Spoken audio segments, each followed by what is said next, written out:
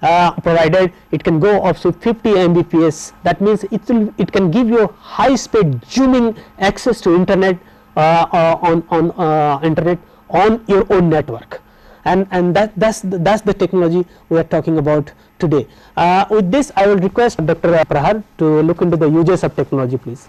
Thank you, Dr. Murthy and Dr. Sanjay Mishra. We all know that the EduSat was launched in 2004 September, and which the facilities which we are using it today, and we are started using it at a major thing. Now, what are the uses of this teleconferencing or interactive television or this satellite based education which we call it?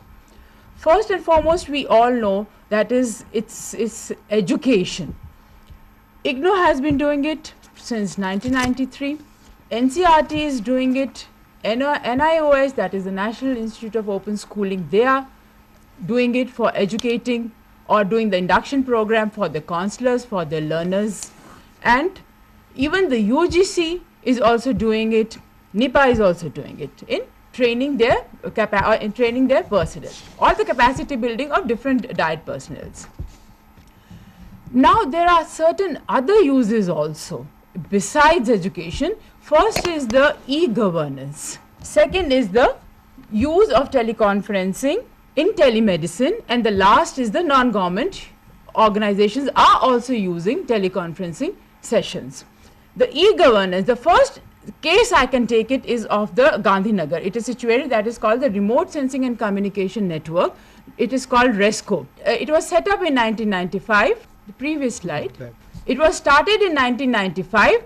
They have a studio of their own in Gandhinagar, and they have an uplinking facilities which has been connected to almost 150 locations, which means it's not only covers the district level, but it goes up to the block level.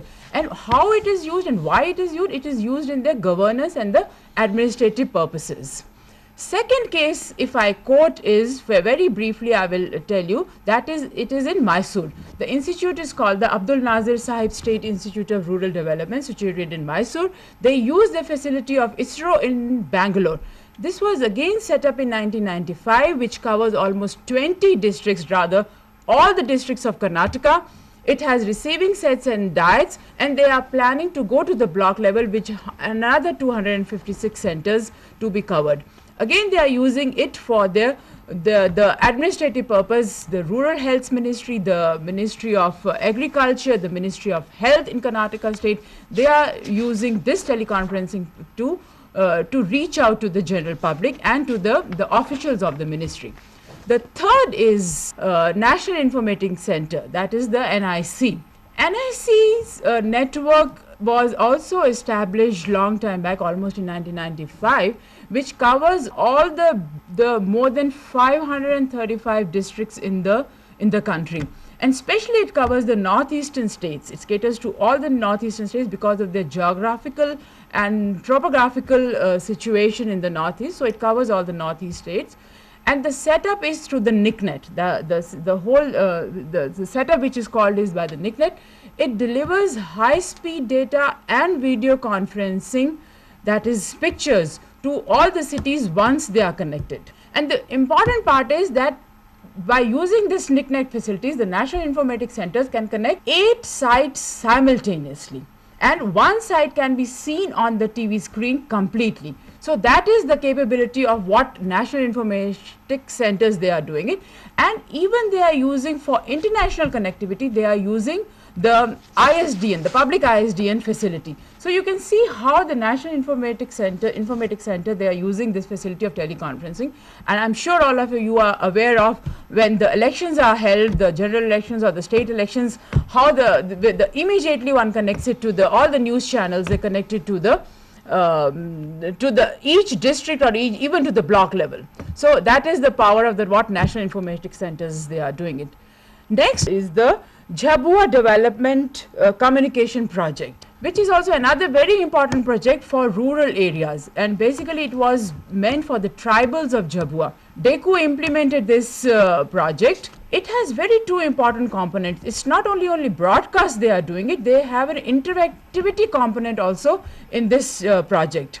In this, 12 talkback terminals were created, 150 villagers were given at the block level, and basically this project is for the development oriented and training programs. The next important use is of telemedicine.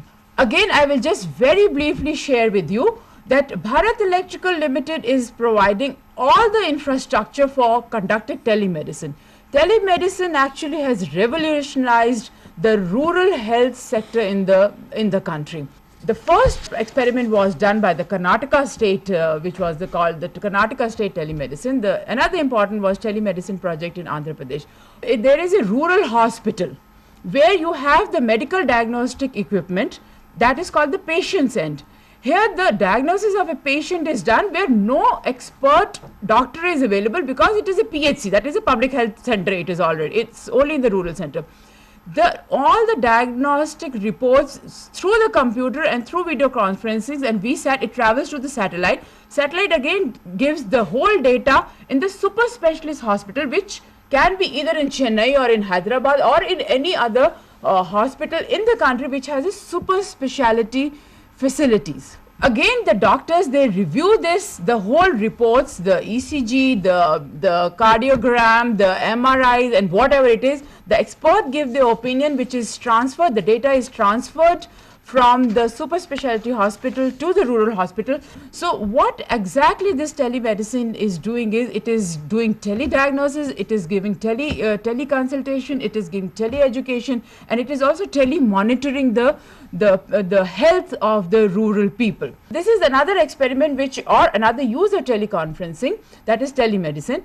And some of the non-government organizations, it is very surprising that how they are doing it to train their people, to build the capacity of their people and go to the villages, especially the Self-Employment Women's Association, that is the SEWA, which is doing a wonderful work in Gujarat. They are training the people and they have connected through this mode, the satellite mode, and training people in the villages. The Aga Khan Rural Support Program, they are doing it, and the Child Relief and that is the CRY NGO, they are doing it. This was a very brief, actually, the uses of teleconferencing. We can go on and on about it, but I would request now Dr. Sanjay Mishra to give us a little more about what are the organizational aspect or the planning aspect involved into it. Thank you, Dr. Parhar.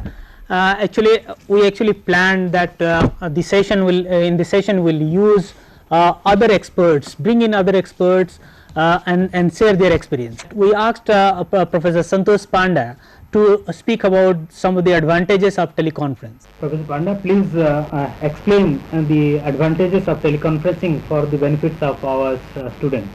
See, Dr. Mishra, I must underline that in a distance learning context, there is a minimal use of synchronous interaction, because we produce course which includes print and multiple media materials, and we send to students. Students do their self-study and self-reflection, and occasionally they need to come to regular the study centers, the weekend study centers, even personal contact programs. And therefore, there is less possibility of synchronous interaction unless there is some compulsory practical activities to be undertaken in the laboratory or in the practical sessions. So therefore, teleconferencing is a boon for us in the sense that and now we have two-way video, two-way audio teleconferencing. The most important thing for teleconferencing is that the satellite based communication can reach to remote places, and wherever the satellite communication is received, from there also the technology is possible that we can distribute across, like say for instance these days a lot of technological developments are taking place wherever we can reach, just like our FM radio or community radio, or recently community radio is coming up. We can reach 7, 8, 10 kilometers even from a place where satellite communication is being downlinked. So therefore, one thing is very clear, that we can reach as remotely as possible in the country.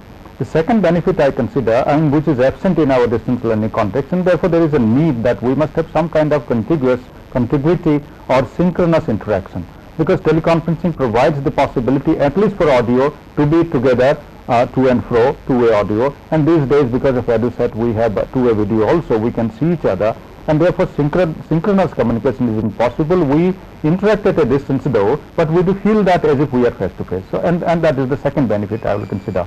The third benefit I will consider is that a virtual classroom could be created. So for instance, within the studio could also be created, and even a classroom from classrooms from the different satellite interactive terminals could also be connected. Whether two-way video, we can see just one classroom or even two classrooms, 3, 4, as much as possible, as much as technology permits us, we can create virtual classrooms, and that can give us an idea and a thrill that we are in a classroom context, and that classroom context also provides thrill even if we are at a distance, because group-based learning is very important also to us besides our own individual reflective learning. Another point I must say, and the most crucial point, is the question of interactivity, because whenever we are interacting with ourselves. And we also asked about the use of teleconferencing, particularly what are the planning issues involved to Professor Panda, and he talked about planning issues, instructional design issues, and training for trainers. He actually talked about specifically that planning is a very crucial issue in designing teleconference session, and this is how most of us don't really take into account. And the instructional design issue that he talked about is that every session should have been really planned in a way that we can really make use of the time available at the reception center, how we can make the students work at the reception centers also besides listening to the experts. And then he talked about the inability of the teachers to make use of the session properly. Looking into this aspect, we also asked the expert, our director EMPC, and to share his views, how he actually takes into account the training, the management of and planning of teleconferencing sessions. Can you please highlight the planning activities that you do for making the teleconferencing sessions effective and useful for our students? For making the teleconferencing effective and useful to the students, we are in advance making the teleconference schedule with the help of school faculties. In turn, they select the resource person and the topic in advance. This teleconference schedule is then put on the website, as well as we are printing a Gyan Darshan, Gyanvani magazine every month. This goes to the regional centers. Regional centers in turn intimate the students, put on their notice board that the topics of the teleconference. We also really actually asked Mr. Arora to share the different reach of the EduSat, and he said 134 SITs are at present installed. ROTs are yet to be set up, and it is in the process. And he said that there are other agencies like NCERT, UGC, AICTE, they are also sharing this EduSat network for the education and training of the masses in this country. With this, I request Dr. Moti to wrap up this session, please. Thank you, Dr. Sanjay. We tried to give you is the why we are using teleconferencing, then what are the types of various teleconferencing, and then Dr. Madhu presented the various experiments carried over in various parts of the country in various areas. So it is not that other sectors are not using it, they are using it much more than even education. That's what is the coming up. And we wanted to exploit this thing particularly in the education sector. We are doing it, but there is a long way to go. That's how we thought that this type of systematization of the whole exercise is needed for the new people who want to learn it and practice it on a larger scale. That's how we, in a brief session, we have touched upon this thing. With this, I thank both of my colleagues and the two experts who had participated and the learners who are listening it. Thank you.